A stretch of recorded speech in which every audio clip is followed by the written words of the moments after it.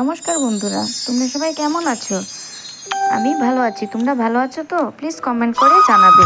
আজকে আমাদের ঘরে বিপত্তারিণী ব্রত হয়েছিল, তো আমি ভাবলাম তোমাদেরকেও একটু শেয়ার করি। এই দেখো, আমাদের ঘরে আজকে বিপত্তারিণী ব্রতটা দেওয়া হয়েছিল, যেটা বলা হয় না 13 ফুলের ব্রত, যেটা সব কিছুতে 13টা জিনিস দরকার করে, ওই পুজোটা দেওয়া হয়েছিল। এই যে আমাদের গুরুদেব, ওনার ফটো দেখাচ্ছি আপনাদেরকে। দেখুন, অনেক সুন্দর করে পুজো দিয়েছেন আমার শাশুড়ি মা। অনেক উনি উনি এইসব সমস্ত কাজে এক্সপার্ট, পূজা পাঠে। এই দেখবেন, এখন দেখবেন আমার ছেলে, ও এমনভাবে তাকিয়েছে যেমন কিছুই জানে না। এই যে উনি দাঁড়িয়েছেন, পুজো দিয়ে দেখছেন, আমি ভিডিও করছিলাম, উনি দেখছেন। এই দেখেন, আপনাদেরকেও দেখালাম।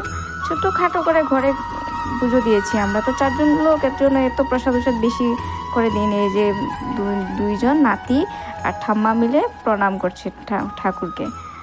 তো আপনাদের সবার কেমন লাগলো প্লিজ কমেন্ট করে জানাবেন। আর আপনারা কে কে এই বিপত্তারিণী ব্রতটা করেছেন সেটাও জানাবেন। আমি কিন্তু ফাস্টিং করেছি আজকে। আপনারা কি করেছেন প্লিজ কমেন্ট করে জানাবেন তো।